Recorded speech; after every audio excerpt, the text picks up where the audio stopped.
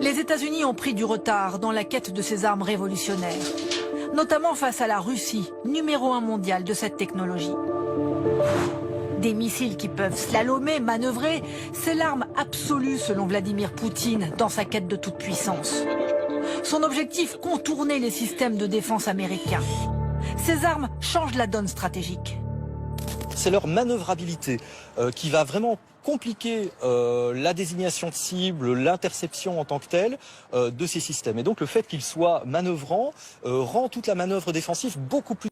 Un missile impossible à intercepter qui assurera la sécurité de la Russie pendant des décennies. C'est ainsi que Vladimir Poutine présente Avangard, un nouveau missile hypersonique dont il a supervisé l'essai ce mercredi. Un test final réalisé avec succès, selon le président. C'est un grand succès et une grande victoire. Le nouveau système stratégique intercontinental Avangard entrera en service l'an prochain. C'est un merveilleux et excellent cadeau de nouvelle année qui est fait à la nation. Vladimir Poutine avait dévoilé cette arme stratégique lors d'un discours en mars dernier. Il avait assuré, infographie à l'appui, que le missile, capable d'atteindre 20 fois la vitesse du son, pouvait briser les systèmes de défense antiaérienne existants. Le président russe disait alors en avoir parlé à certains homologues, mais que ces derniers n'avaient pas daigné tendre l'oreille. Personne ne nous a écoutés. Maintenant écoutez.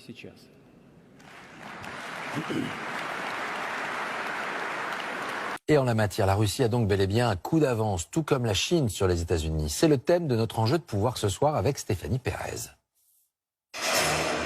La Russie qui se vante de maîtriser une arme invincible. La Corée du Nord qui assure enchaîner les essais avec succès. Quand la Chine mènerait des tests dans la plus grande discrétion. Et les États-Unis qui essaient de rattraper leur retard. Enjeu de pouvoir sur cette menace du futur. Ces armes si rapides et indétectables qu'elles bouleversent la course mondiale aux armements.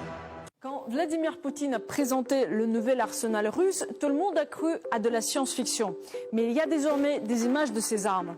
Kinjal, poignard russe, est un missile hypersonique. Il est rapide, très rapide. Il atteint les 3 km/s. Et si quiconque essaie de l'abattre, il s'écarte et suit une trajectoire imprévisible.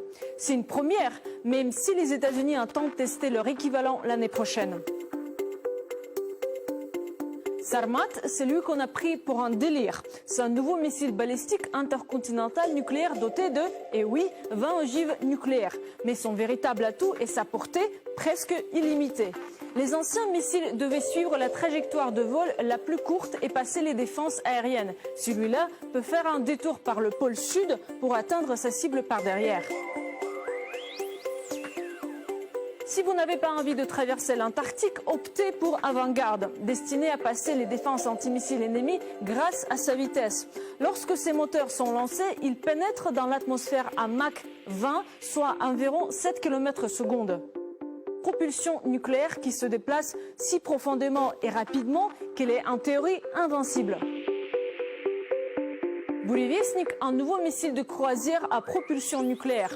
Son réacteur implique que sa portée n'est limitée que par le volume de combustible.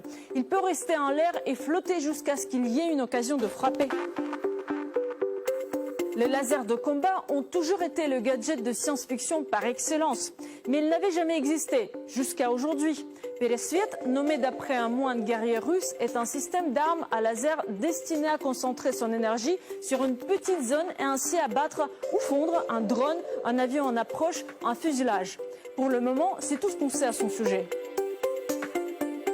On peut se demander si c'est là la volonté d'imposer une nouvelle course aux armements. Est-ce que la Russie veut la guerre ? Non, dit Poutine. Il s'agit d'équilibre. Et l'équilibre signifie la paix. À l'époque de l'URSS, existait la parité nucléaire entre la Russie et les États-Unis, la destruction mutuelle assurée. Puis, après l'effondrement de l'URSS, l'OTAN a commencé son expansion et testé de nouvelles armes qui pouvaient détruire les armes nucléaires russes. Ce que Poutine a dévoilé, c'est la réponse de la Russie. Le retour à l'égalité militaire, le statu quo, le retour à l'équilibre. Le système stable qui avait été mis en place pendant la guerre froide et qui a été progressivement détruit à la fin de la guerre froide, ce système explose avec ces nouvelles armes qui rebattent complètement les cartes. En 2022, les États-Unis investiront 600 milliards d'euros pour moderniser leurs équipements. Une priorité désormais. En Europe, la France planche sur des missiles peut-être opérationnels vers 2035. Aucun traité ne régit aujourd'hui la prolifération des armes hypersoniques. Les Russes disposent actuellement d'au moins 2 types d'armes hypersoniques. Le premier est destiné à emporter une charge nucléaire pour frapper n'importe quelle cible sur la planète. Avant-Garde, c'est son nom, ressemble à un missile balistique classique, long de 27 mètres. Mais dans sa coiffe se trouve un planeur, une sorte de drone de 5 mètres de long. Lancé par le missile, ce planeur en matériaux composites pourrait voler jusqu'à 27 000 km/h dans les hautes couches de l'atmosphère, protégé de l'air chauffé à 2000 degrés par son bouclier thermique.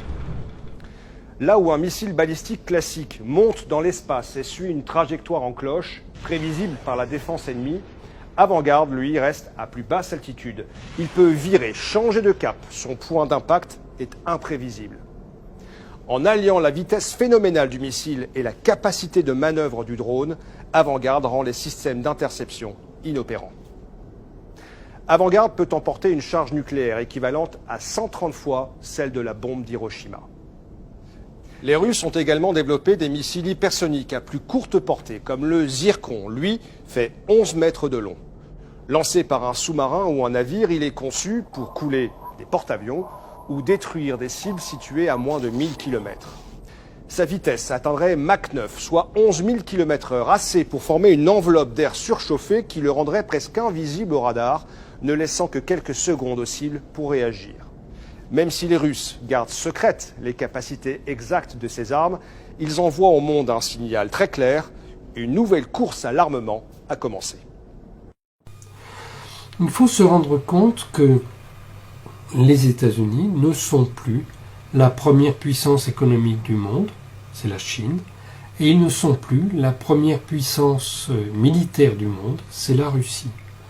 Au cours de la guerre de Syrie, que les forces de l'OTAN ont perdu, au cours de la guerre de Syrie, la Russie a expérimenté toutes sortes d'armes nouvelles qui sont sans commune mesure avec les armes de l'OTAN.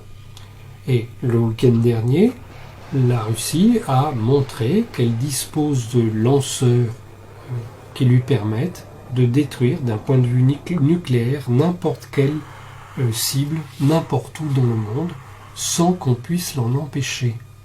Parce qu'elle dispose, elle l'a montré, de lanceurs hypersoniques qu'elle a pu utiliser depuis des sous-marins, depuis des navires de surface, depuis des avions bombardiers et depuis des camions.